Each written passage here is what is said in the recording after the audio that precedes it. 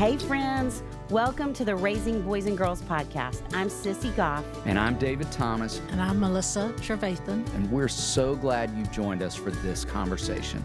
Let's dive in.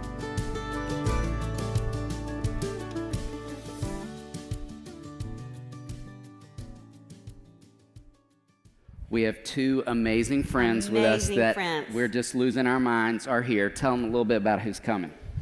Melanie Shankle and Sophie Hudson met on the internet back in 2006. Melanie had a blog called Big Mama. Sophie had a blog called Boo Mama. And in 2007, they started a podcast called The Big Boo Cast. 16 years later, they're still recording weekly episodes where they talk and laugh about everything from college baseball to clothes to what's good on Netflix. Between the two of them, they've written 14 best-selling books. Melanie and her husband, Perry, live in San Antonio, and their daughter, Caroline, is a junior at Texas A&M. Sophie and her husband, David, live here in Birmingham, and their son, Alex, is a sophomore at Samford. They're both currently working on new books, and when they're not cheering on the Aggies for Melanie or the Mississippi State Bulldogs for Sophie, they're probably at anthropology, because close. We are so thrilled to get to have them here with us tonight. Y'all come on out. Woo!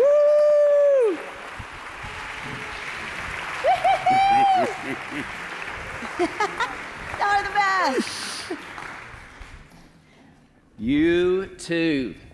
Listen, we're so happy to be here. We're so happy. Your podcast that we did together, the four of us, is one of the most listened to and beloved of all of our podcasts. People lost their mind. Yeah, lost their mind because they love you all. That's crazy to me. They stop us in so many cities, walking up the stairs at Daystar. I remember somebody saying, "You had my two favorite humans on your podcast." Well, it's because we have one child apiece. So, I mean, who has more parenting knowledge than us? Well, that's right? we're real experts. I mean, we're the real experts here. here. I mean, yeah. So it stands to reason. It is testimony that something good always happens when Yes. we're with the two of you all. And so we want to start by just tell us a story from all the years of writing together, recording together, being friends and travel together. Like, tell us some good stories. The first thing that came to my mind was, so Sophie and I have this sickness. We've traveled a lot of different places together. I'm from San Antonio, Texas, which is the home of Mexican food. But when you get me out, I'm always like, let's go get Mexican food. It doesn't matter where we are. Here's the thing. You don't need to go get Mexican food in Ohio. You know what I mean? It's only going to lead to disappointment and probably some Tums later on. We're eternal optimists. Yeah, about and we're it. like, maybe, but one time we were at somewhere outside of Charlotte, North Carolina together, and we were like, let's look for a Mexican place, and we found a place called El Raton, which translates to the rat. They had a rat wearing a sombrero, and we still went there. We did. It was the worst experience. It was terrible. I've never seen more lettuce on a plate of nachos. I've never seen more lettuce involved in Mexican but to food. me, warm lettuce. It's delicious. Yeah, it stands as to me, that's a testament to how optimistic we are that we continue, because anywhere we go, we continue to think, let's go get Mexican food. Yeah, for sure. It'll be great. Yeah, we went to Ecuador together in 2016. I don't know years really, but we went to Ecuador together, and Melanie gets car sick. And I don't know if y'all know this about Ecuador, but there is a lot of diesel fuel, and there are a lot of curves, a lot of hills, and so we were on a bus, and we were literally driving from Quito, from the city, like to we were going like into the river, rainforest, yeah, to to the Amazon. rainforest. And I'm gonna tell y'all, Melanie got car sick, and you've never seen a person embrace a garbage bag faster than you. I mean, it was. And unfortunately, remember, it was a clear garbage bag. It was a clear garbage bag. Real It was unfortunate. It real was unfortunate. So I always think of that when I think about Melanie and her delicate travel sensibilities. You were so sick. I was so sick. Yeah, you really were. So. You say you're always hoping people gain from your words. I think it's so kind that Sissy thinks we have goals, don't you? That's so sweet. You think that we have a goal. Yeah. I think our thing has always been like, I mean, nobody's going to accuse us of being overly ambitious, y'all. We started our podcast in 2007 and we just got to 350 episodes. There were years where we literally recorded one episode, mainly because like my internet would quit working and I was like, it's going to be hard to call AT&T and I can't deal with that. But I think our thing has always been that if we can make people find the lighter side of life, there's so much that's heavy out there and so much of what Sissy and David are talking about. I mean, there are 1,000,001 things to feel anxious about and to be so worked up. And if we can kind of make people laugh or see the lighter side or just to take a minute to think about something that's not, you know, presidential elections or pandemics or whatever, then that's kind of what we want to do. We've always said, we want to give people just a chance to breathe. We just want to lighten loads a little bit whenever we can. So, With a lot of grace and a lot of humor, and you help us know Jesus better. All of those things. life is hard and it's stressful, and so it's good to take some time just to laugh and talk about Netflix and to trash talk college football and stuff like that. It's important, and I just said that in a sanctuary, so I'll have to deal with the Lord later about that. But anyway. Mission accomplished, Yes. ladies. Okay, in this season of the podcast, we're calling it Ages and Stages, and we're moving through the stages of development, kind of who kids are and what they need. So we want to hear about your favorite stage of growing up and why. But first, to illustrate the Ages and Stages season, we've got a photo we want to share, folks, of your growing up, and if there's any explanation needed to go with that. Well, clearly I got in the rollers. I mean, I was in second grade in that picture. I didn't have many teeth in that picture. I don't know. Maybe I'm closer now to being at the stage where I don't have teeth again. I don't know, but. That was my third grade picture. That was a red terry cloth dress, and I wore it with some yo-yos. I'm going to tell you, I never felt better about myself. If you're not a kid of the 70s, you don't know that the yo-yos were a way to wear a high heel without really being a high heel, but you felt like a grown lady. And in that picture, I felt like a grown lady. It's also, you can see a cowlick, which is the reason to this day I always want bangs and then always grow them back out. And it's important to feel like a grown lady when you're 8, don't you think? It really is. It really is. Yeah, it's appropriate. It's a good goal. Yeah. Uh-huh. So any favorite stages of growing up or why? My personality is kind of like, I kind of like wherever I am, but I loved being a teenager. Like I loved my friends. I grew up in a smaller town. Everybody knew everybody. It was just, I don't know. It was fun. I didn't have like a super like drama heavy set of teenage years. And then, that's probably my favorite for sure, I would say, when I was a teenager. Yeah, I think same. Because I think when you're a teenager, I can look back and go, it wasn't all ideal, but you're so arrogant and confident in just that really false way that I didn't know that things weren't great. And so I really enjoyed that stage. I think I like the freedom that came with that stage. Like getting my driver's license, like it was like, I am on top of the world now and nobody can tell me anything. I'm in this 1984 Buick Regal. Nobody can tell me nothing. Yeah. That's what we were dealing with. Mm-hmm. Melanie, looking back, when do you feel like you see something of who you are today starting to emerge? Or what contributed even? I think this is a pivotal memory for me, is in fourth grade, which if you're a teacher, this is a thing, is I remember that I wrote a story for my fourth grade class. I wrote like a short story. And I'm gonna also tell y'all, and you're gonna have to be a certain age to know who this is, but I used to, in the paper every morning, I used to read Irma Bombeck's column. Yes. Why I thought Irma Bombeck, y'all, she was a really funny writer who wrote about motherhood and all of that. Why I thought she was funny as a 9-year-old, I don't really know. It's like, she is hilarious talking about that laundry and the carpool. I don't know. But I really loved her, and I thought she was so funny. And I remember I wrote this story, and my teacher had me come read it in front of the class, and everybody laughed. And there was this moment in me where I was like, oh, this is a thing. And I think I can look back at that and go, that was a little glimmer of what God was going to do that seemed so insignificant, but was a thing. I love that. Yeah, I think mine, and I hadn't thought about this in a long time. I don't know what made me think about it recently, but when I was in high school, there was a local organization of businesswomen called the Pilot Club. And there was a high school version of that called the Anchor Club. And I was in the Anchor Club, and we had to go to the Pilot Club, and we had to talk in front of the women to tell them everything that we'd been doing. And that was the first time I'd stood up in front of a group of adults and had to talk. And there was something about it. I was scared to death. And then when I did it, there was something about it that felt so natural to me. Wow. And I loved it. And I thought, this is weird how much I just enjoyed talking to all these women in their 50s, but I really did enjoy it. And that proved to continue to be the case all through college and then, as I got older. So Love it.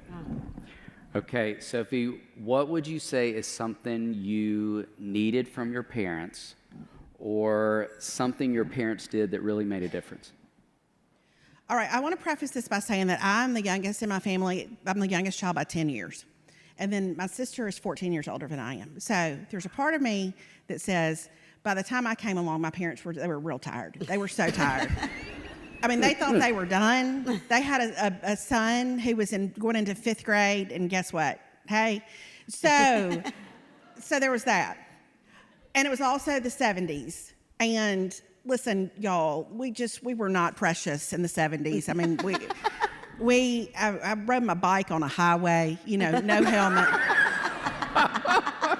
But I think that's part of what I look back on. I'm like, my parents, listen, they had no agenda where I was concerned. They weren't trying to craft a reputation through me. They weren't living vicariously through me. Like, they were just content to let me run around in the front yard in my one-piece swimsuit and do cartwheels. They didn't, they were not, there's a level of intensity now to parenting. It just fell all the way out, Melanie. It's really been a struggle. It's really been a struggle. So there, I bought it today at the pants store. I felt real good about it, and I just anyway. All that to say, they let me be me, and they weren't trying to shape me into something I was in no way really a reflection of them, other than the fact that they had certain expectations about how I was supposed to treat people. But other than that, it's pretty much just, I didn't feel any pressure as a kid at all, like none. And that's kind of remarkable now, having been a parent, that I just didn't feel any pressure at all.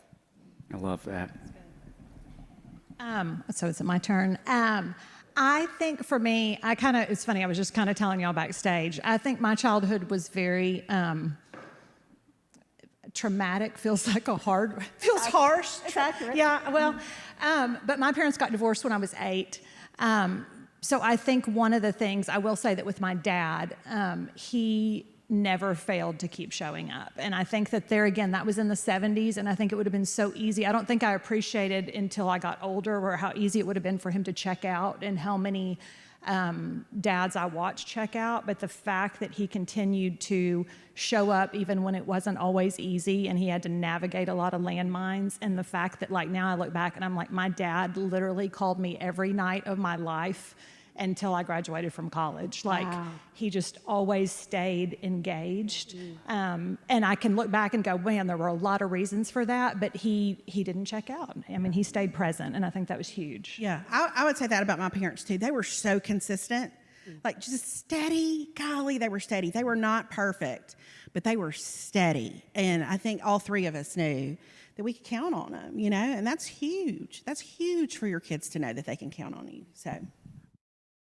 Okay, we asked them to raise their hands earlier for the ages of their kids, and there are a lot of parents in the room who have kids between birth and 12. So it makes me so excited for them to get to hear from you all in this next question. What have you learned from transitioning from parenting kids who lived with you to supporting young adults who are college students now? What wisdom would you offer in that space? I mean, I think when I look back It's 0 to 12, and I know it all feels, and my husband and I have laughed because we've said this may be why God only gave us one child, because I'm like, knowing what I know now, if we had another one, I'd be like, you don't need to play club sports, you're fine. You know, I would be like, this is a racket. We don't need to fly to Las Vegas for you to play soccer when you're 10. This is stupid. And I'm saying that as somebody who was in it, you know. She was in it. I was in it. I may have created hype videos. I'm just saying. She may have started her daughter's Huddle account. I'm just saying. That's fair. That's fair. But I think there were so many things I worried about that I look back now and go, man, that just had a way of working. It's, you know, when she didn't test for the gifted and talented program when she was in first grade, I thought, well, there goes her future. We're done. She doesn't know her shapes, you know, like I just, there's so much stuff that I worried about that like it just works itself out. Like it just, and so much of it is as parents, we feel it so deeply. And then you realize that the kids are like, yeah, we're fine. I mean, I don't even remember that. You know, like now I'm like, do you remember when? She's like, no, I don't remember that. And I'm like, it was so traumatic for me.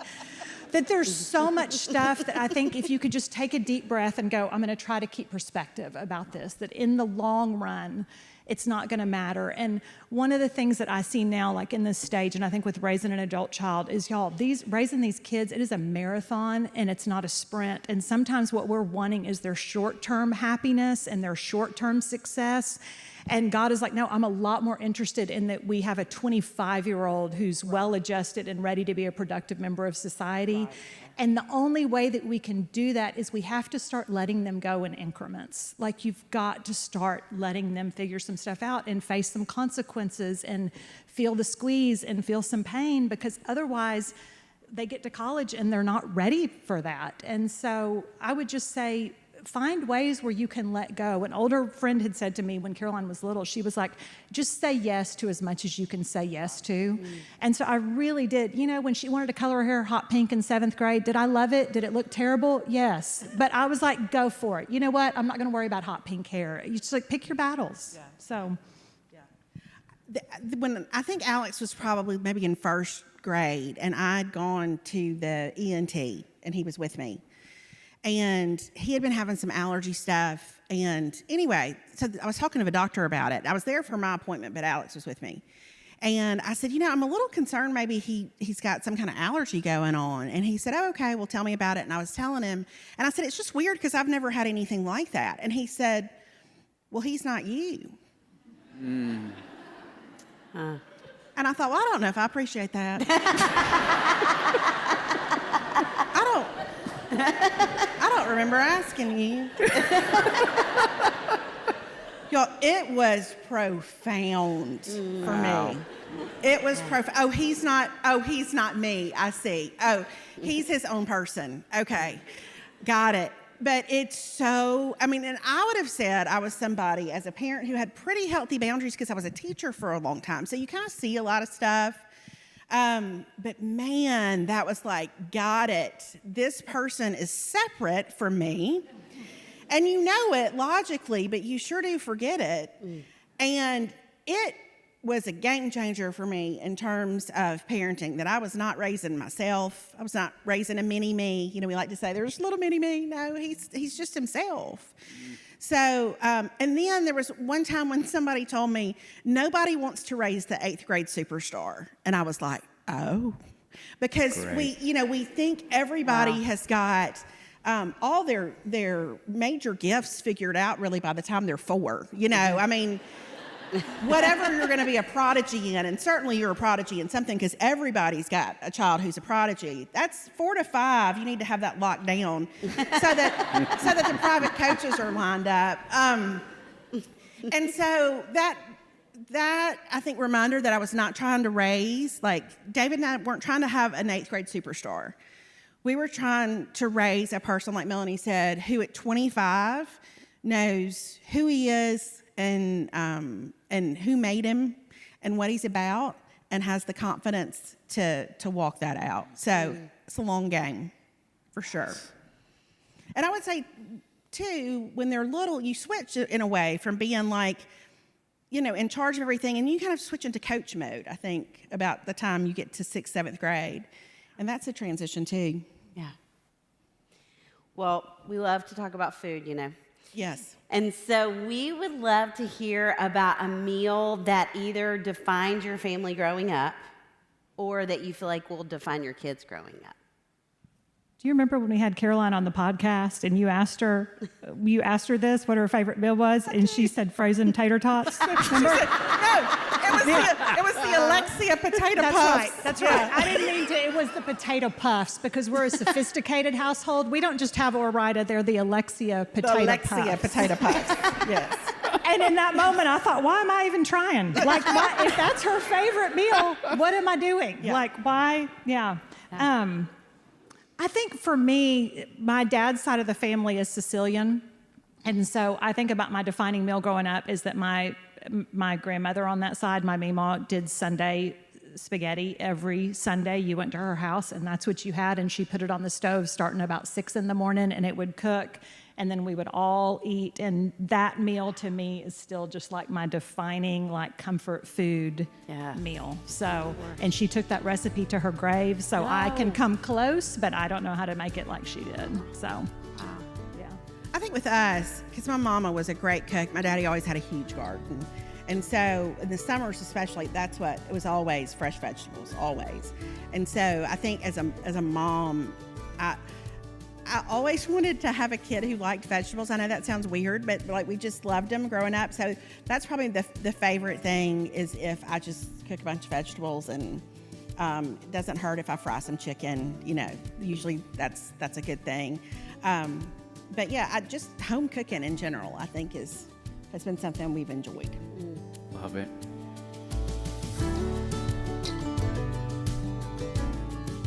Did you love today's episode? If so, would you mind sharing it with a friend? Send a quick text or email with the link to the show. Join us next time for another episode where we'll bring you help and hope on your journey of raising boys and girls.